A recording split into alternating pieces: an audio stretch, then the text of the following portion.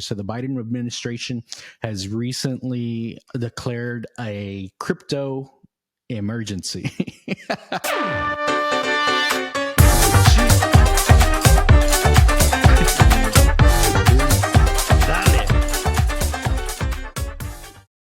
Let's switch gears a little bit, going into a little bit of crypto news. I think everybody has seen that maybe the price of Bitcoin just in general is starting to rebound a little bit from the low from the ETFs.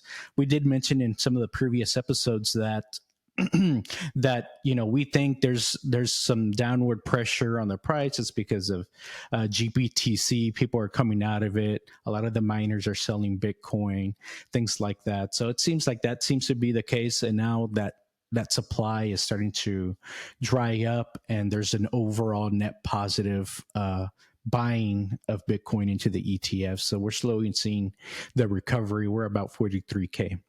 However, the government apparently has seen to take a notice that, over the last year, from the previous kind of low from 16,000 now up to 43,000, almost tripling the price, in a year's time. They're like, hey, wait a minute, like this thing is pretty strong. Bitcoin seems like it's headed to the moon.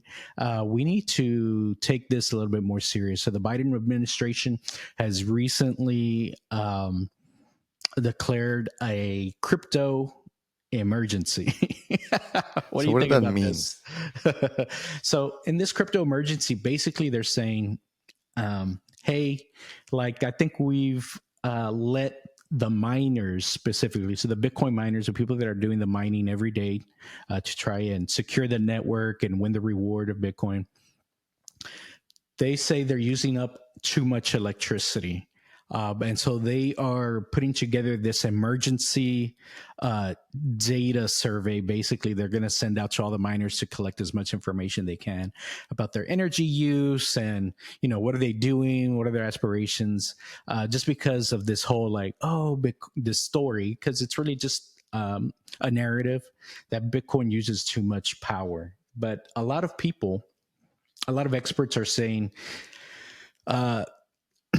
this crackdown that's how they're perceiving it. Is like, oh, okay, the administration is trying to crack down on Bitcoin use just because they see it's getting too strong against the US dollar.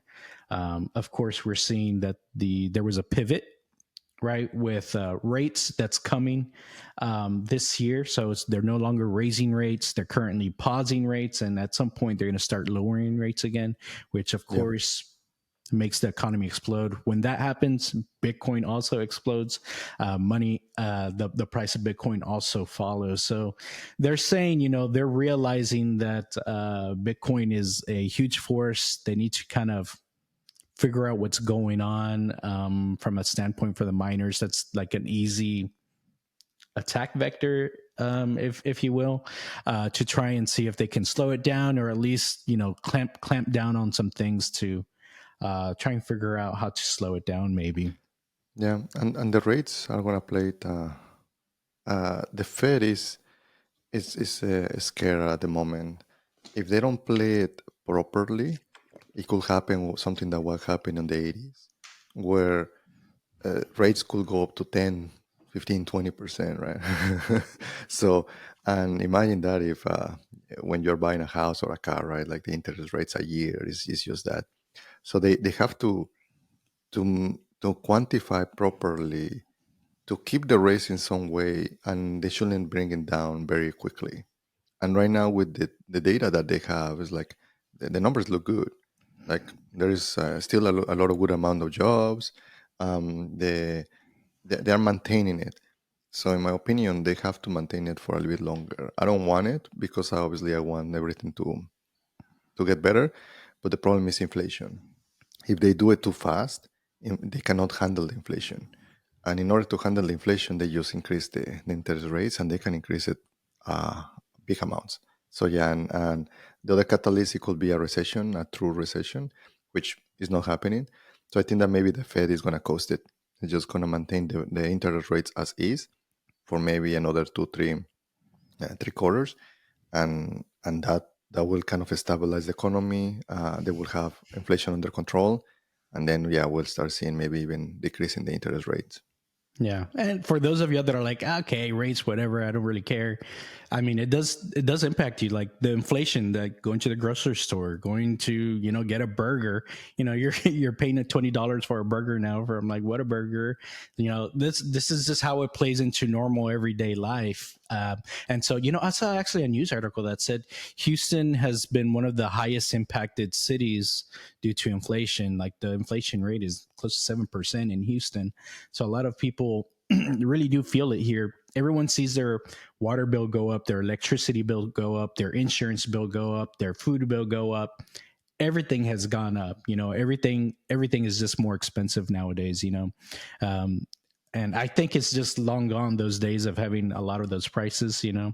It's just part of the way the economic system was built with the rates and interest and kind of this built-in inflation. Yeah, for sure. I think that's all we had for today. So we really appreciate the time, everybody. I hope y'all enjoyed the conversations that we had. Just remember to like, subscribe, comment. We enjoy the comments and getting back with you and getting ideas for what to talk about next. Anything else, Mando? No, I really like your t-shirt, man. Coke is one of my favorite brands. If you notice, if you're on YouTube, I have it there. I I love Coke. So We need to get a sponsorship from Coca-Cola. Let's yes, figure out how to do that. in one of my companies, actually, I did have a sponsorship with Coke. So yeah, Pretty cool. Yeah, we could do that. Let's figure it out. all right, All right. Well, dale, anyways, y'all have a good one. We'll see y'all next time. Dale. peace.